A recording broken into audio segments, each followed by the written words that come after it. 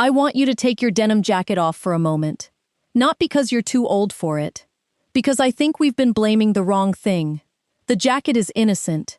And after decades of dressing women, I've learned that this is where style advice often becomes far too simplistic. A woman looks in the mirror at 65 or 70. Her denim jacket still fits. Her trousers are good. Her shoes are tasteful. Nothing is obviously wrong. Yet somehow, she has disappeared inside her own outfit. That is the problem I want to solve today. Because after 60, the question is not, am I still allowed to wear denim? Of course you are. The better question is this jacket framing me beautifully? Or is it speaking louder than I am? There is an enormous difference. On this channel, we don't dress to look 20 years younger. We use timeless style, intelligent proportions, and practical choices to look polished, modern, and completely at ease with who we are now. Today, I'm going to show you why the length of 2 fingers can change your entire silhouette. Why a perfectly good button can sometimes be your worst styling decision. Why double denim deserves a second chance. And why the jacket you've loved for 15 years may have quietly finished its job. You don't need a younger wardrobe. You need clothes that have learned how to respect the woman you've become. So let's begin with something most women never think to check.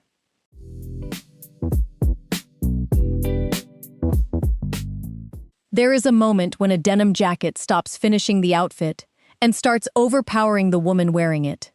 Most women never notice when that happens. I notice it immediately. Not because the jacket is ugly.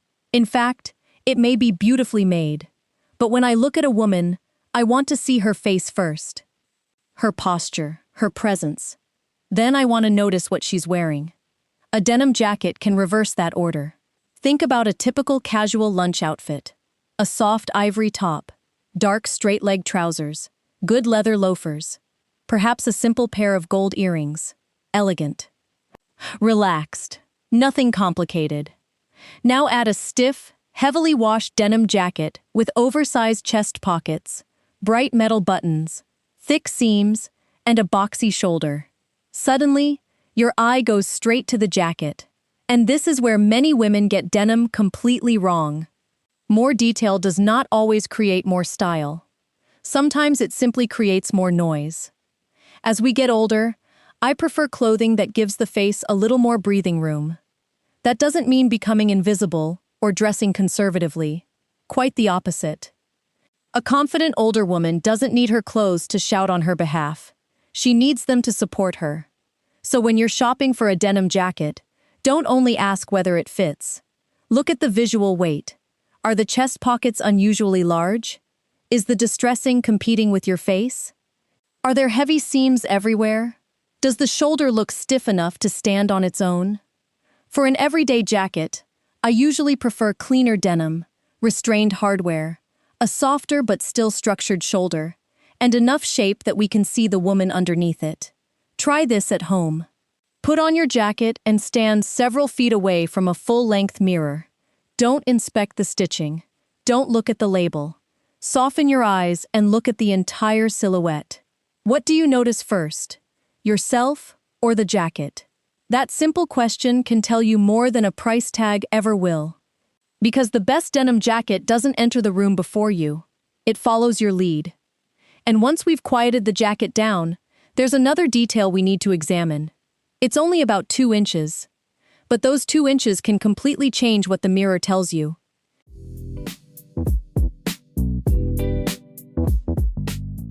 If I could change only one thing about the denim jacket hanging in your closet, I might not change the color, the size, or even the style.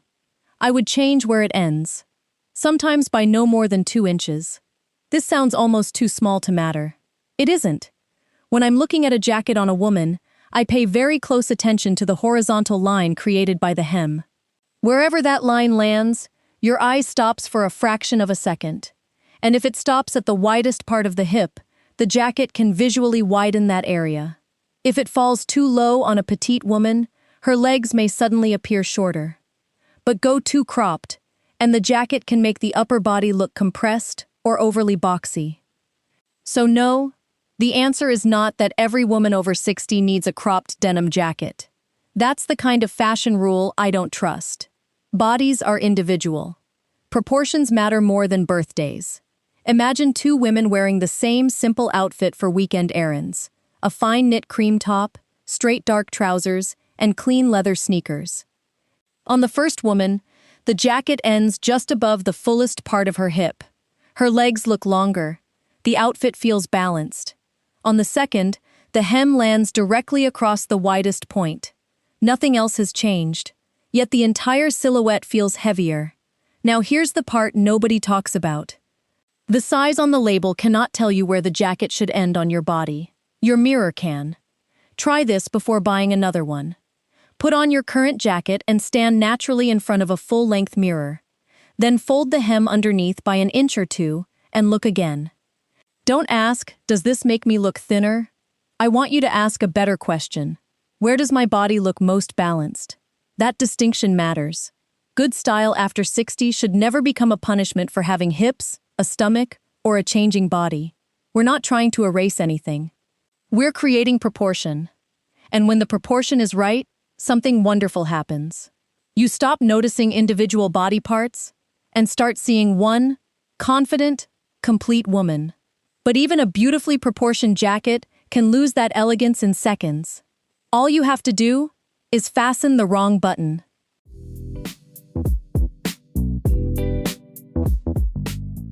There are 6 buttons on your denim jacket. That does not mean all 6 of them deserve your cooperation. I wish more women understood this. A button is an option. It is not an instruction. Denim is different from a soft cardigan or a fluid blazer. It has memory. It holds its shape. So when a short, structured denim jacket is buttoned completely from top to bottom, it can turn the torso into one solid block. The waist disappears. The beautiful vertical line of the outfit disappears. And suddenly, a perfectly good jacket feels heavier than it actually is. Let's use the same jacket 3 ways. You're meeting friends for coffee. Underneath, you're wearing a soft white knit top with dark straight-leg trousers and comfortable leather loafers. First, button the jacket completely. Look at the silhouette. Now open it. Immediately, the lighter top creates a vertical column through the center of the body.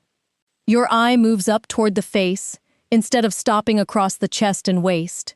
Now try something slightly different. Leave the jacket open, gently push or roll the sleeves back enough to reveal the wrist, and allow the collar to sit naturally, rather than arranging it too perfectly. This sounds small, but it changes everything. You have introduced breathing room. And breathing room is one of the most overlooked ingredients in elegant casual dressing. A glimpse of wrist, a little space around the neckline, an uninterrupted vertical line through the center. These details keep denim from feeling heavy. Of course, I'm not telling you never to button your jacket. On a cool morning, button it. If the cut looks wonderful closed, enjoy it. But don't button it automatically, simply because that's how you've always worn it. A well-dressed woman doesn't obey the garment. She decides how the garment will serve her.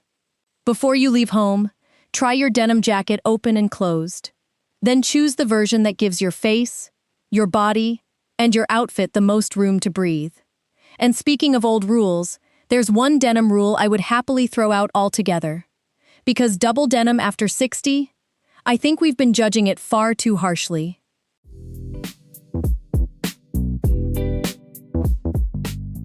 I'm about to defend an outfit combination women over 60 are often told to avoid. Denim with denim. Yes, I mean it. The so-called Canadian tuxedo is not automatically dated, too youthful, or too casual.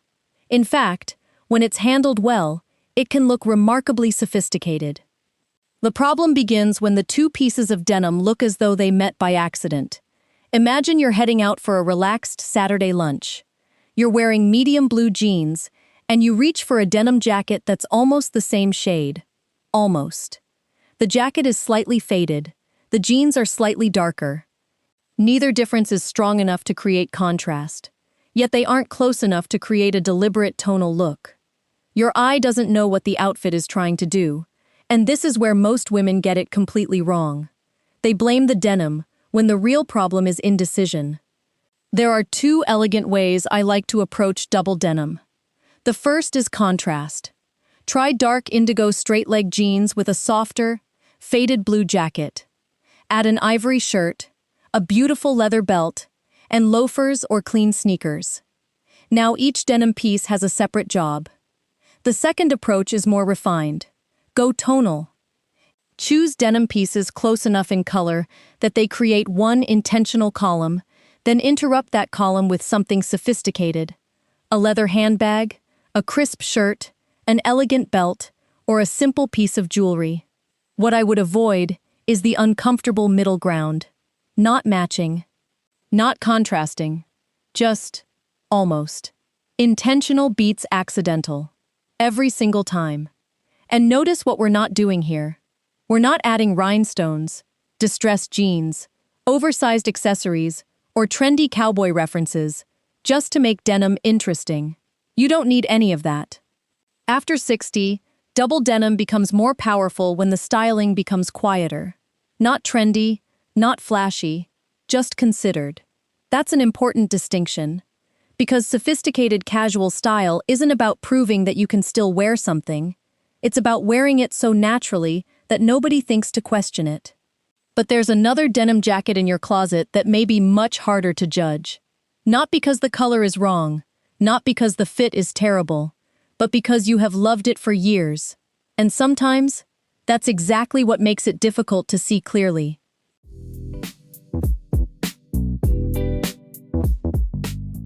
The hardest jacket to remove from your wardrobe is rarely the ugliest one. It's usually the one that carries a piece of your life inside it. You know the jacket I mean. You've owned it for 12, maybe 15 years. The denim has softened beautifully. The cuffs know the shape of your wrists. You remember vacations in it, dinners in it, perhaps photographs where you felt especially good about yourself. And technically, nothing is wrong with it. It still fits. So why would you let it go? This is where I think we need to speak about clothing differently. Some clothes don't become ugly. They simply finish the job they once did for us. Perhaps that jacket looked wonderful with the skinny jeans, long necklace, ankle boots, and tunic tops you wore years ago. But your wardrobe has moved on. Maybe today you prefer straight trousers, softer knitwear, cleaner shoes, and fewer accessories. Your style has become calmer, more deliberate.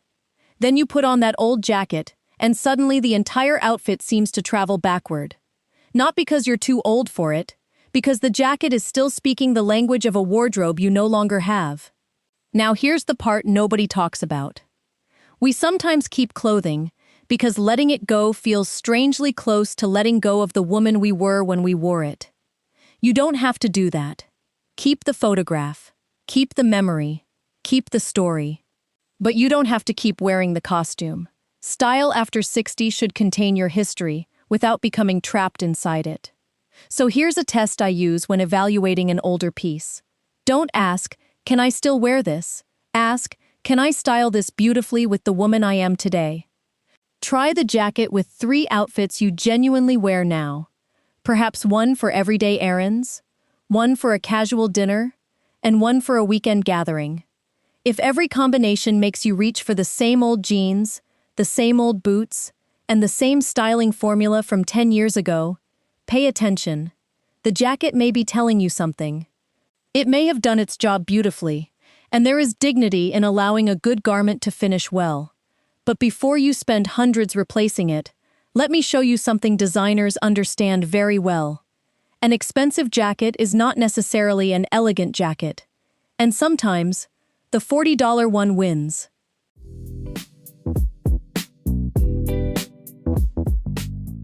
I've seen expensive denim jackets ruin beautiful outfits, and inexpensive ones make a woman look as though everything she owns was carefully chosen. Price is information. It is not proof of elegance. And after years of looking at clothing professionally, I can tell you that the eye notices certain things long before it notices a label. Let's build a very simple outfit.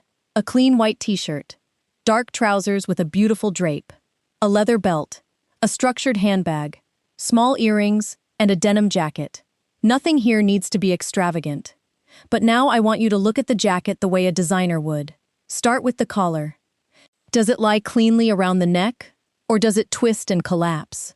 Then look at the shoulders. Do the seams sit close to where your natural shoulders end, or is there unnecessary fabric hanging beyond them? Now the sleeves. If they cover half your hands, the jacket can make the entire outfit look borrowed, even when the body technically fits. Then look at the waist and back. Excess fabric bunching there is often what turns relaxed into simply untidy. And this is where price becomes almost irrelevant. A $40 jacket with a clean shoulder, flattering length, restrained hardware, and properly adjusted sleeves can look remarkably polished. A $400 designer jacket with the wrong proportions is still the wrong jacket. For a casual dinner, try something else before buying anything new. Put on your best simple outfit and add your denim jacket. Roll or tailor the sleeves if they're too long. Smooth the collar. Remove unnecessary pins or decorations. Steam the shirt underneath. Choose one good handbag. Then look again. Sometimes the upgrade isn't shopping. It's editing. Luxury is often less about what you paid and more about what you refuse to overlook. That is especially important after 60. You don't need 20 versions of the same jacket chasing every new fashion trend. You need one that earns its place. One that works for lunch, travel, errands, and an easy dinner without making you feel underdressed or overdone. Fewer clothes, better decisions. That is where a sophisticated wardrobe begins. But there is one final mistake even a perfectly fitted, beautifully styled denim jacket cannot survive. We become so busy styling the jacket that we forget who the outfit was supposed to be about.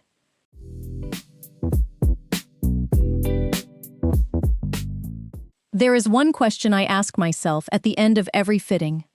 If I remove the clothes from my attention, do I still remember the woman? That question has guided me for years. Because beautiful style is not a collection of impressive garments. It is a relationship between the clothes and the person wearing them. So let's return to the woman we met at the beginning. She's standing in front of the mirror wearing her denim jacket. But now, something has changed. The jacket ends at a more balanced point on her body. The shoulder looks clean, the sleeves reveal just enough wrist.